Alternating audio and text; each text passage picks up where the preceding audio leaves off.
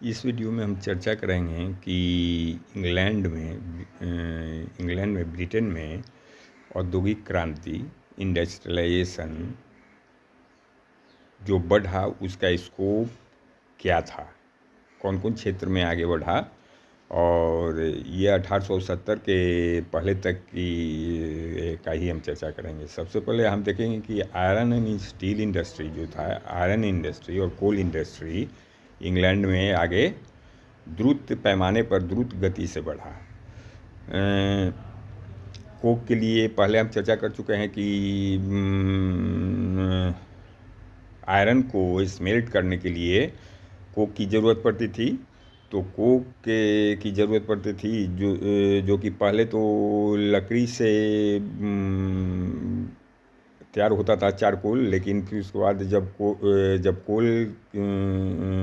जब कोल का ये हुआ, खोज हुआ, तो कोक का इस्तेमाल किया जाने लगा और ब्लास्ट फर्नेस के द्वारा आयरन को स्मेल्ट किया जाने लगा, ब्लास्ट फर्नेस के द्वारा। तो इसमें टेक्निक जो था, जो टेक्निक था उतना खर्चीला नहीं था। और आयरन कन्वर्ट किया जाता था, पीग आयरन को आयरन में कन्वर्ट किया जाता था और आयरन को फिर स्टील में कन्वर्ट किया जाता था। तो ये जो टेक्निक था वो बेसेमेर प्रोसेस था। और उसके बाद 3 टेक्निक था, Bessemer process, Siemens Martin open hearth process and Thomas Gilchrist process. ये 3 प्रोसेस के द्वारा जो कि 3 प्रोसेस का आविष्कार हुआ। ये 3 प्रोसेस के द्वारा ये टेक्निकल आविष्कार हुआ और 3 प्रोसेस के द्वारा आयरन को स्टील में कन्वर्ट किया जाने लगा। स्टील थोड़ा ज़्यादा ड्यूरेबल होता था। ये ड्यूरेबल होता है तो स्वाभाविक है कि और चीप भी होता है। तो और मशीनरी बनाने के लिए बेस यही स्टील ही होने लगा। तो इस तरह से इंग्लैंड में जो औद्योगिक क्रांति की जो गति थी इस तरह से बढ़ी और इसका पेस आगे बढ़ता चला गया। ये केवल 2 ही क्षेत्र में देखने को नहीं मिला है। सबसे पहले तो कपड़ा उद्योग में देखते हैं, उसके बाद कोल एंड आयरन क्षेत्र में देखते हैं कि डेवलपमेंट हुआ, टेक्निकल डेवलपमेंट हुआ और फैक्ट्री ऑर्गेनाइजेशन होने लगा और मैकेनाइजेशन होने लगा। तो ये वहाँ के जो स्मॉल स्केल इंडस्ट्री थे, फॉर्मरली ये स्मॉल स्केल इंडस्ट्रीज थे, उसमें भी नए नए टेक्निक को अप्लाई किया जाने लगा। जैसे हो गया शू making, brewing, floor milling, furniture making, production of arms and ammunitions. ये सब इंटायर सारे चीज़ों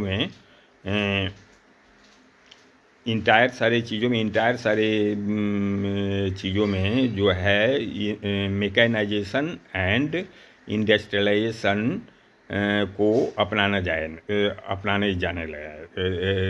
जाना जाए लगा। मतलब कि फैक्ट्री ऑर्गेनाइजेशन और मशीन प्रोडक्शन, इन छोटे छोटे लघु उद्योगों का अब बेस हो गया। उसके बाद देखते हैं कि बहुत सारा ऐसा इन्वेंशन हुआ, जैसे कि परकशन कैप। ये आर्म्स एंड एम्यूनिशन के क्षेत्र में हुआ, जो कि फ्लिंट लॉक के अगेंस्ट में हुआ था। राइफल मस्केट के अगेंस्ट में हुआ। उसके बाद ब्रीच लोडिंग हो गया, ये मजल लोडिंग के अगेंस्ट में।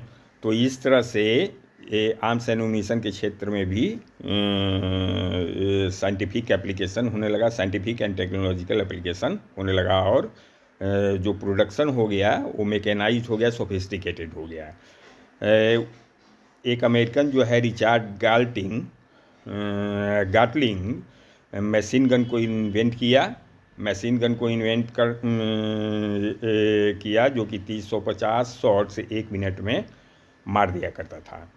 नया इंडस्ट्री जो है ओल्ड जो इंडस्ट्री थे उसके मतलब came into existent along with older ones. जो अर्बन डिमांड था वो ग्रो करने लगा, साइंटिफिक नॉलेज बढ़ा, और better methods of making glass जो हुआ, ग्लास जार्स और रिसेप्टिकल्स, ये परमिट किए। इसके कारण कैंड फूड का इंट्रोडक्शन हुआ। कैंड फूड का तो बहुत मात्रा में फ्रेश फ्रूट्स, फिश, वेजिटेबल्स बहुत मात्रा में अब कैन किए जाने लगे। एक्सट्रैक्ट ऑफ बीफ को भी कैन किया जाने लगा। लेइवेक था, sorry, Gail Borden in America patented किया पहला कंडेंस्ड मिल्क को, और जो ये ड्राइड मिल्क होता है ये इंग्लैंड में 1855 ईस्वी में ये पेटेंटेड किया गया। हम देखते हैं कि ये कोक, ये making of Coke for iron smelting एक नया इंडस्ट्री डेवलप किया, क्योंकि कोक को प्रोड्यूस करने में कोल गैस रिलीज होता है। तो गैस लाइटिंग कंपनी का भी एस्टेब्लिशमेंट हुआ 1812 ईस्वी में, और गैस पहला यूज किया जाने लगा 1832 ईस्वी में। गैस जो है पहले यूज किया जाने लगा कुकिंग के लिए 1832 में। मिड सेंचुरी में मेनी होम्स एंड स्ट्रीट्स जो थे वो गैस लाइटिंग के द्वारा डिसफिगर्ड हो गए। साइंटिफिक गैस लाइटिंग के साथ साथ इलेक्ट्रिसिटी में भी साइंटिफिक प्रोग्रेस हुआ। इलेक्ट्रिसिटी गैस के लिए राइवल साबित हुआ। इलेक्ट्रिसिटी में सबसे पहले तो कार्बन आर्क लाइट का आविष्कार हुआ। उसके बाद इम्प्रूव्ड डायनमोस का, जो कि इलेक्ट्रिकल लाइटिंग को पॉसिबल बना दिया। इनकैंडेसेंट लैंप का भी आविष्कार हुआ, और जो कि जिसको वाइड स्प्रेड यूज में लाया जाने लगा। तो इलेक्ट्रिसिटी के अन्य भी काम थे, जैसे इलेक्ट्रोप्लेटिंग ऑफ मेटल्स, मशीन को चलाने में।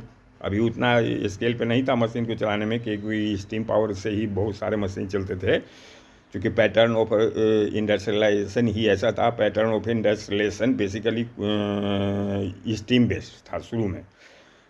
तो इलेक्ट्रोप्लेटिंग ऑफ मेटल्स, और उसके बाद हो गया, आप कम्युनिकेशन के क्षेत्र में देखेंगे तो टेलीग्राफ का आविष्कार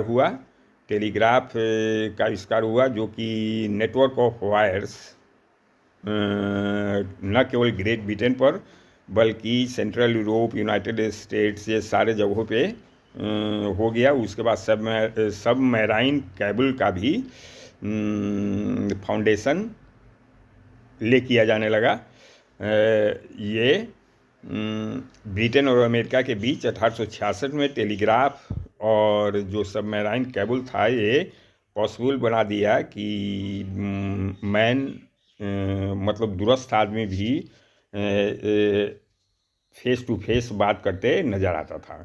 मीन्स कि जो अनहर्ड ऑफ रेपिडिटी पर जो इसका एंड गेव है सिमुल अनहर्ड ऑफ रैपिडिटी पे इसका इफेक्ट था।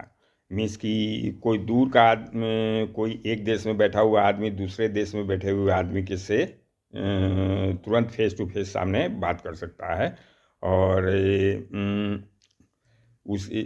इसके साथ साथ न्यूज़पेपर का भी आविष्कार हुआ, जो कि मैकेनिकल स्टीम प्रेसेज और चीपर पेपर के से ऐड किया गया।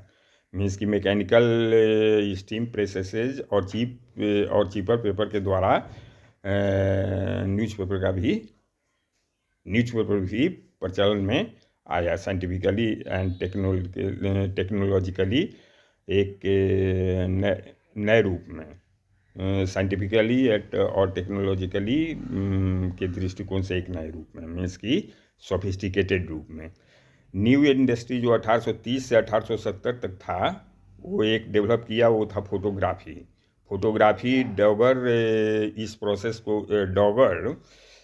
डुआग्रे इस प्रोसेस को प्रैक्टिकेबल किया इसलिए अभी भी कहते हैं डुआग्रेट टाइप। फोटोग्राफ का सिनोनिम होता है डुआग्रेट टाइप। और ए डिकेड लेटर जो इंस्टेंटेनियस फोटोग्राफी था वो रियलाइज़ किया गया, और उसके बाद ये डेवलप किया बहुत ही मेजर कॉमर्शियल इंडस्ट्री के रूप में। जैसे कि अभी देखते हैं, जो कि अभी जो टेलीफोन, ये सॉरी सिनेमा वगैरह देखते हैं, ये एक्चुअली टेलीफोन वगैरह वगैरह में, जिसमें तो इसमें फ़ोटोग्राफी का भी इसमें काम पड़ता है। इन्वेंशन जो कि अमेरिकन चार्ल्स गुडियर एक था, जो कि रबर के क्षेत्र में किया, वल्कनाइजिंग ऑफ रबर, एक प्रोसेस के द्वारा रबर को वल्कनाइज किया, जो कि स्ट्रॉन्गर और इसको मोर इलास्टिक बनाता था, जो कि अनदर इंडस्ट्री को ले किया, अनदर इंडस्ट्री का फाउंडेशन रखा वो। हालांकि रबर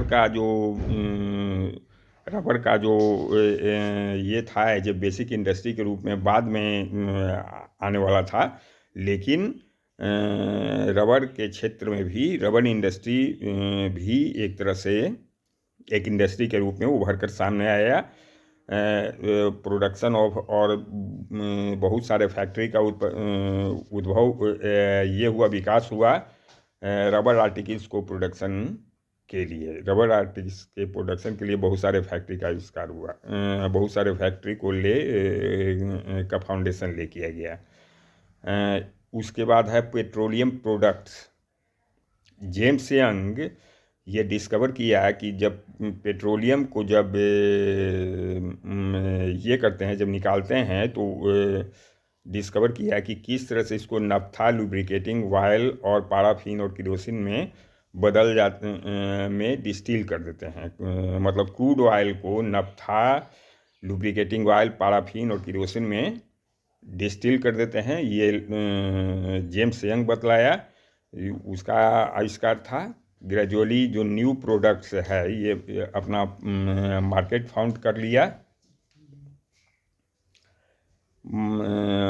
और जो प्रोडक्शन है पेट्रोलियम का प्रोडक्शन ये बढ़ गया, और जो ये और किरोसिन और कोल ऑयल भी पॉपुलर होने लगा, जिसका कि लैंप में जिसका यूज करते हैं।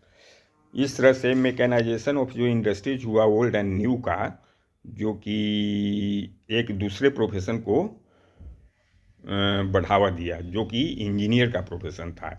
इंजीनियर का प्रोफेशन था। इंजीनियर्स एक्चुअली वो होते थे जो डिज़ाइन किया करते थे और कंस्ट्रक्ट किया करते थे फोर्टिफिकेशंस और इंजिन्स ऑफ वार। ये इंजीनियर का ये परिभाषा उस समय हुआ करता था। लेकिन जिस तरह से इंडस्ट्रियल रिवोल्यूशन हुआ और जो टेक्नोलॉजिकल जो प्रोग्रेस हुआ और साइंटिफिकली ये कॉम्प्लिकेटेड होते गया क्षेत्र, तो उस तरह से इंजीनियर, सिविल इंजीनियर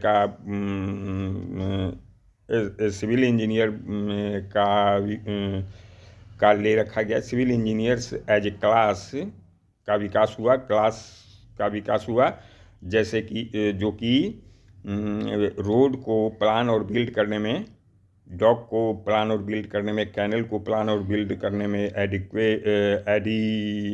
एक्वीडक्ट को प्लान और बिल्ड करने में, ड्रेनेज सिस्टम को प्लान और बिल्ड करने में, लाइट हाउसेज को प्लान और बिल्ड करने में ये मतलब काम करने लगे।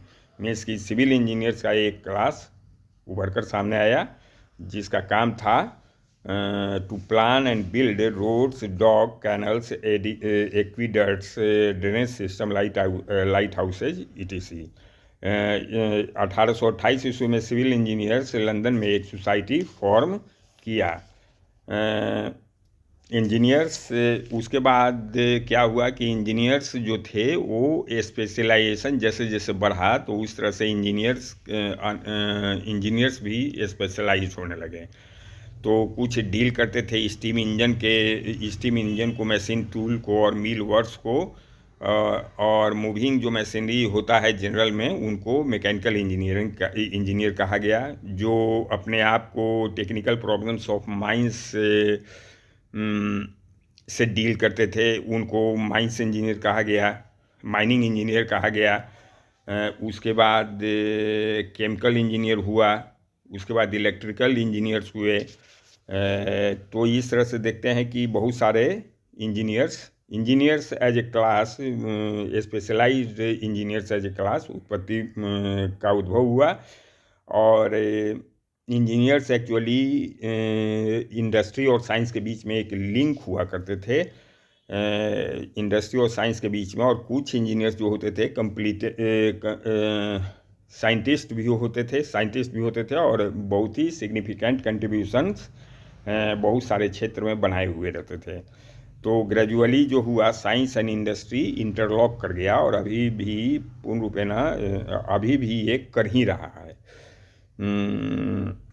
प्रोबेबली मतलब कि इससे ज़्यादा रिवोल्यूशनरी था rapid progress of industry between 1830 to 1870 1870 की ट्रांसपोर्टेशन का बहुत ही ज़्यादा तौर स्टार्टलिंग इम्प्रूवमेंट हुआ, आश्चर्यजनक उद्भव और विकास हुआ ट्रांसपोर्टेशन का 1830 से 1870 के बीच। तो 1830 में जो मैन थे वे स्ट्रीट पे पैदल चलते थे, या हॉर्स बैक पे चलते थे, या कैरेज पे चलते थे। लेकिन 1870 आते तक अनहर्ड ऑफ स्पीड से fixed away unheard of speed से over shining roads of rails. First steam railway जो है वो स्टॉकहोम से डार्लिंगटन के बीच इंग्लैंड में ओपन अप किया गया। स्टेशनरी इंजिन्स को ड्रा करता था लोकोमेटिव्स। और लिवरपूल मैनचेस्टर लाइन जो था वो फर्स्टली ओपन किया गया। स्टीफेंसन का जो लोकोमेटिव था रॉकेट, वो 40 मील्स डिस्टेंस 1 घंटे में 1.5 आवर में कवर किया। तो ये जो सक्सेस था, ये रॉकेट का जो सक्सेस था, ये वेंचर जो था जो सक्सेस किया, वो एक एक्सटेंसिव रेलवे बिल्डिंग में लोगों को प्रोत्साहन किया, कंट्री को प्रोत्साहन किया। और 49 मील्स ऑफ स्टीम रेलवेज 1830 में थे, जो कि 15,300 मील्स लास्ट में हो गया 1870 तक आते। और स्मॉल लाइंस जो थे उनको कंसोलिडेट किया गया लार्जर सिस्टम में। लंदन को लिंक किया गया मेजर इंग्लिश और स्कॉटिश सिटीज़ से। लोकोमेटिव्स जो थे वो वास्टली इम्प्रूव किए गए। रेलवे बिल्डिंग टेक्निक्स डेवलप हुआ, और उसके बाद स्पीड और सेफ्टी भी इंक्रीज किया। अब है ओशन ट्रांसपोर्टेशन। तो ओशन ट्रांसपोर्टेशन में 1838 में 2 ships, great western and serious 18 days में, और ग्रेट वेस्टर्न 15 डेज में 2 शिप्स अटलांटिक क्रॉस किया था स्टीम पावर के द्वारा। ये स्टीम पावर से चलाया गया था। बाद में सैमुअल कुनार्ड इनॉग्रेट किया first regular transatlantic steam ship service. जो स्क्रू प्रोपेलर अब यूज किए जाते थे, पैडल जो पहले पैडल व्हील्स का जो यूज होता था, अब स्क्रू प्रोपेलर का यूज होने लगा। आयरन जो है वुड को रिप्लेस करने लगा ship building material as a building material larger ship के लिए। और आयरन लिनियर 1858 में iron liner Great Eastern construct किया गया, बहुत ही भारी टनेज के साथ, जैसे 18,337 और 11,000 हॉर्स पावर इसका था कैपेसिटी था। और 13 नॉट्स ये जा सकता था 1 घंटे में, स्पीड ऑफ 1 घंटे में। तो इस तरह से मैराइन इंजीनियरिंग का बहुत ही सक्सेसफुल मैराइन इंजीनियर का एक सक्सेसफुल ट्रियम्फ था। इस तरह से देखते हैं कि और उसके बाद क्या हुआ कि ब्रिटिश स्टीम शिप्स इंक्रीज करने लगा, और टनेज के क्षेत्र में भी इंक्रीज किया, नंबर के क्षेत्र में भी इंक्रीज किया, और उसके बाद जो टनेज और उसके बाद डिस्टेंस के भी क्षेत्र में इंक्रीज किया कि कितना कवर करता है, और मर्केंटाइज कितना ढोता है इस क्षेत्र, इस चीज़ में भी ये इंक्रीज किया। तो शिफ्ट केवल ये सेल टू स्टीम नहीं था, एक रिमार्केबल ग्रोथ हुआ मर्चेंट मैरीन का, और tonnage of British ships double हो गया, और उसके बाद स्वेज कैनल के बनने के साथ साथ ये सी बॉर्न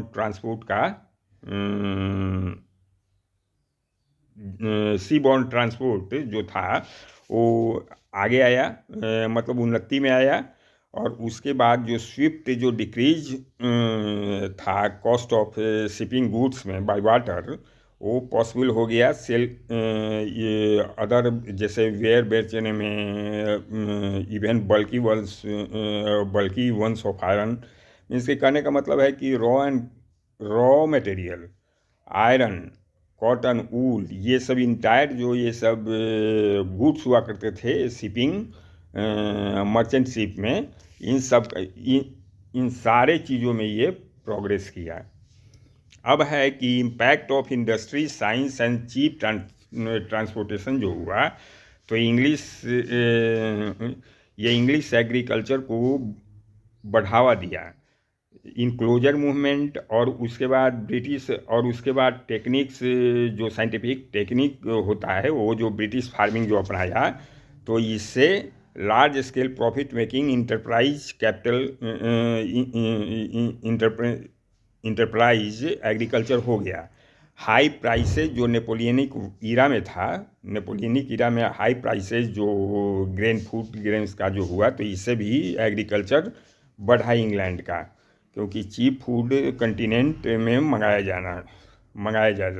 जाता था। लेकिन जब वार जब ख़त्म हो गया तो ब्रिटिश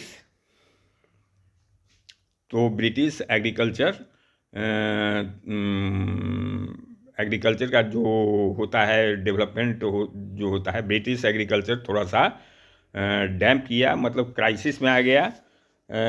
और ये क्राइसिस में जो आया, तो क्राइसिस फिर उसके बाद ये टेक्नोलॉजिकल इन्वेंशन के द्वारा ये फिर रिकुपरेट किया, फिर रिजुबिनेट किया। तो टेक्नोलॉजिकल रिवोल्यूशन क्या होता है कि जो ब्रिटेन एग्रीकल्चर था वो मैकेनाइज्ड हो गया।